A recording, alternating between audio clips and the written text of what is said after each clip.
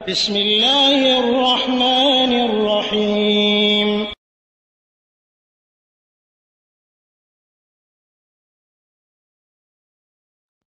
ওয়ালাইকুম আসসালাম রহমতুল্লাহ।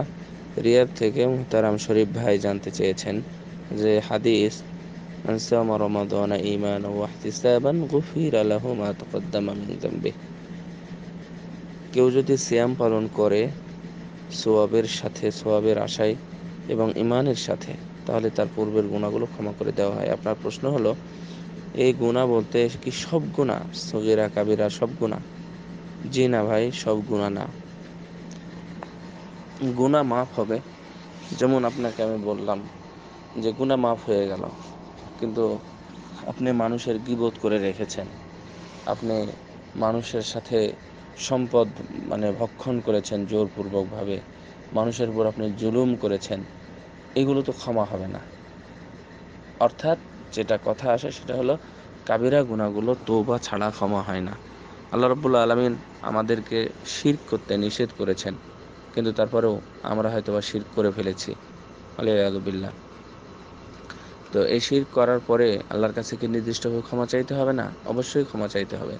নির্দিষ্টভাবে উল্লেখ করে এই রাতেই ক্ষমা চান, এই রমজানের রাত্রে বের করেন সময়টা, রমজানের যে কোনো সময়, সিয়াম অবস্থায় যে কোনো সময় আল্লাহর কাছে হাত তুলে দোয়া করেন।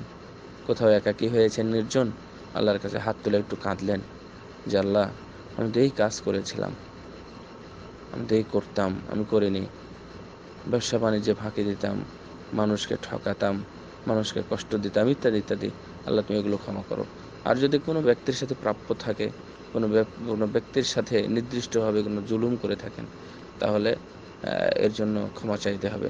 আপনি চাকরি করেন, শিক্ষকতা করেন, কিন্তু ছাত্রদের সারা জীবন ফাঁকি দিয়ে এসেছেন, পড়ানোর নামে শুধু বেতন খেয়েছেন, কিন্তু যেটা পড়ানো সেটা পড়াননি, এটাও হচ্ছে ফাঁকি।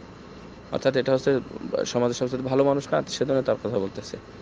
আমি আলেম মানুষ, দিন প্রচারের নামে আমি হাদিস বিরোধী কথা, আমি ইমামদের কথা, অথবা কোনো মুহাদ্দিসের কথা, হাদিস বিরোধী কথা, সেগুলো নিয়ে বলে আসছি। আমিও সেটা অপরাধ করেছি, ক্ষমা চাইতে হবে আল্লাহর কাছে নির্দিষ্টভাবে।